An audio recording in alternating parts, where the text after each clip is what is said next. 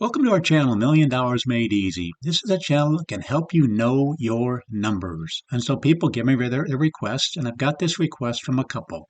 They're 46, they have 265,000 saved, they can save 1,000 a month, their expenses in today's dollars are 5,500, and they plan on retiring at 59 and a half and taking Social Security at 62. So what we do on this channel is we use the returns for the S&P 500 for the last 100 years, and we simply project ahead what similar returns might do for you in the future, which is going to lead to a wide range depending on obviously what the returns are. So what we want to do is we set up a spreadsheet here. Got 265,000. They're saving 1,000 a month. They're age 46. These are future expenses of 5,500, and they're going to get 4,000 a month from Social Security, each getting 2,000. So what we want to do is go ahead and run the numbers. Again, using returns for the last 100 years, and we're going to come up with a wide range. In the absolute worst case scenario, in the last 100 years, they would have 366,000 after 13 years. By the time they turn 59 and a half, this is what they would have. Now I want you to notice something. How much would they put in during that 13 years? Again, these numbers right here, they would actually put in 421,000. So notice something.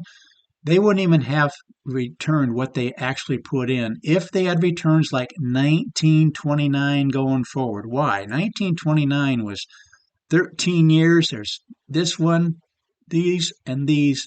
Ended up, this note right here, down 11.59%. What's that mean? They actually end up with less money than what they actually started with. Isn't that incredible? Yeah, and that's why these are highlighted in yellow, by the way, for each of these different time periods. If it's in yellow, your return isn't even as much as what you put in. That's why I'm really hesitant to run numbers for like 5 to 10 years, and even in this case, 13 years. But using 1929 numbers, they'd have 366,000. But the second worst column right over here, using numbers from 1930, they'd have 463,000. That's the worst case scenario. So if you miss this first year and some other years right around there, this is what you would have. I like to look at this one right here. 95% of the time, what would they have? In other words, there's only 5% of the time they wouldn't get to this mark right here, 542,000. The median for a 13-year period, again, we're talking from age 46 to 59, 59 and a half. The median for the last 100 years, you'd have 1.275. And the best 13-year period, you'd have 3.135. So that's the huge range we're talking about here. Now, what's going to happen? They're going to retire, but they can't take Social Security to age 62. So what we want to do is figure it out what their numbers would look like. And if they had this worst case scenario going forward, they would run out of money by age 70. You can see the numbers going down through there. These first 3 years, they're getting taken all the money from their nest egg. Then in the third year, or actually the fourth year, when they turn 62, that's when the Social Security would kick in. And these are the actual numbers. The 5,500 would grow to a 8,826 with a 3% inflation rate over the next 16 years. That this amount would be have the buying power of 5,500 in today's dollars.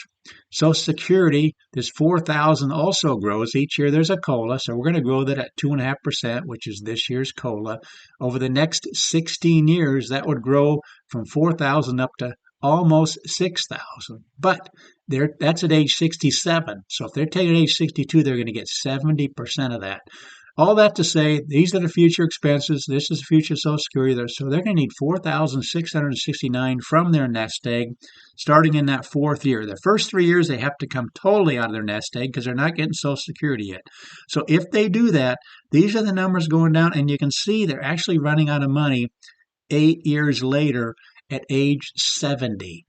Second worst scenario, using numbers from 1928, these are the numbers they would have, and they'd be running out of money just a year later. You can see the reds here at age 71. Again, these are outliers. These are the absolute worst case scenarios. I want to look at 95% of the time they would have these kind of numbers at least. So 95% of the time, it's just these couple of maybe 4 or 5 years in there that you'd have running out of money in your 70s. But this, if you have 95% success rate, using numbers from the last 100 years, your money would last till at least age 88. 95% of the time. Let's change this to 90% of the time, meaning let's eliminate the 10% worst scenarios in the last 100 years, and your money lasts. It does not run out. But this is what we love to do for people, running numbers for them just to see where they might be. Hopefully these numbers all make sense to you. But that's what we do on this channel. We love to help people because we're all on this financial journey together. All of us want to end up with a comfortable retirement. None of us want to work any longer than we need to. In this case, this couple wants to retire at age 59 and a half and start taking Social Security as early as they can. And so we love to show numbers. And again, what we do is show the numbers for the S&P 500. If you're using some other investment, then you'd have different numbers. Again, I just love helping people. Please consider subscribing to this channel. Please let people know about this channel. Let them know there's a channel out there that runs numbers for them. We create all kinds of different spreadsheets. This one kind of just covers the whole gamut of when you start putting money in and when you start taking it out and how long your money might last given those numbers. Please like the video, and thanks so much for watching.